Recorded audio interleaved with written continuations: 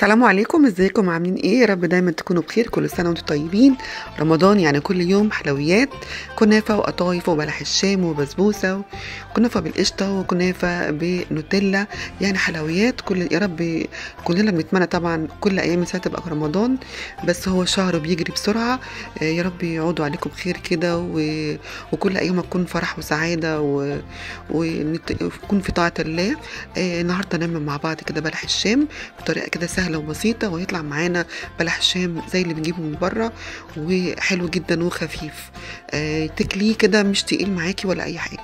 انا هنا معايا كوبايه ميه سخنه، لازم تكون ميه سخنه، ومعايا ربع كوبايه زيت. حطيت معلقه سكر ورشه ملح، وهبتدي بقى اخليها تغلي على النار، وابتدي احط معاها الكوبايه.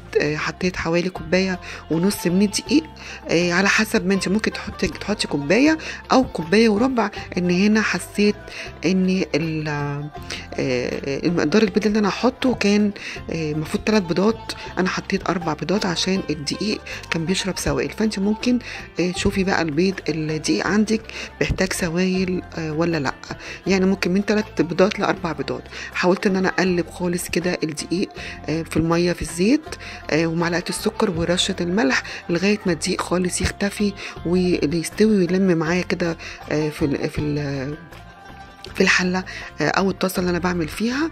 وبعد كده بسيبه يبرد خالص، وبعد كده بنزل ببيضه بيضه واضربها بالمضرب لغايه ما يختفي البيض خالص تماما.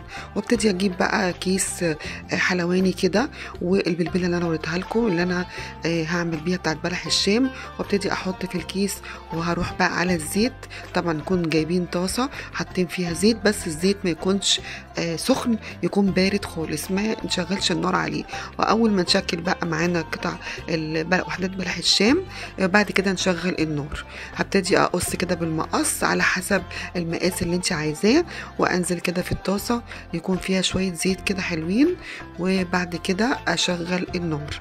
اوعي تشغلي النار وتسخني الزيت وتحطي بلح الشام، هيبوظ منك خالص. لازم يكون الزيت بارد، وبعد كده اشغل النار.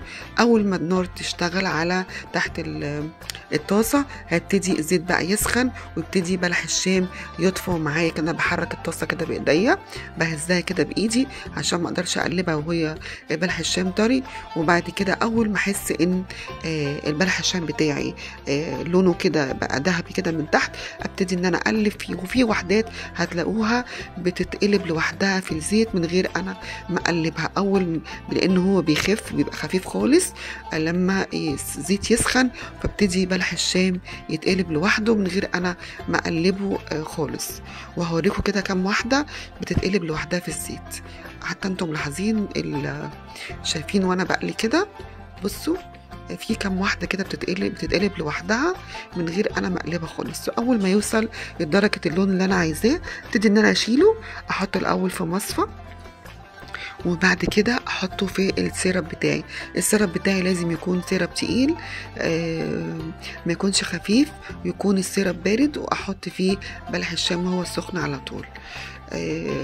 هحط بقى كمان اشكل، هطفي على النار طبعا لغايه ما الزيت يبرد خالص، وبعد كده احط الطاسه التانية.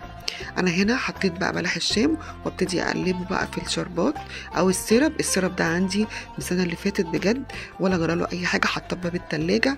ابتدي بقى اطلع كده كام واحده في المصفى، اصفيه، وبعد كده ارصه في القالب اللي انا هحط فيه او الطبق زي ما تحب. انا هنا معاكم النهارده هحشيه بحاجه واحده بس، بكريم شانتيه. انا طبعا حبيت اوريكم الطاسه التانية بعد ما بردت خالص. بدات ان انا اشكل برضو الطاسه التانية بالبلح الشام، وبعد كده هشغل النار عليها. لازم نشغل النار بعد ما نشكل البلح الشام. شايفين انا بس حبيت اوريكم من غير ما اقلب ولا حاجه. هتلاقوا فيه بلح الشام بتتقلب لوحدها خالص من غير انا ما اجي جنبها ولا اي حاجه. شايفين؟ بصوا، يا رب يكون الفيديو عجبكم، قدرت اوصل لكم ولو معلومه بسيطه.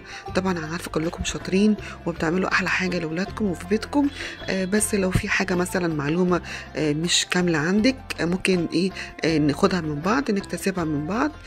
فانا بحب اوصل لكم المعلومه كامله، وان شاء الله رب تكونوا استفدتوا من الفيديو، ويكون الفيديو خفيف عليكم وما اكونش طولت عليكم في الفيديو. واتمنى لو لسه مكملين معايا لغايه دلوقتي في الفيديو، اتمنى يكون عجبكم ان شاء الله، وتعملوا لايك واشتراك للقناه وتفعلوا الجرس للكل عشان ان شاء الله يوصل لكم كل جديد من عندي.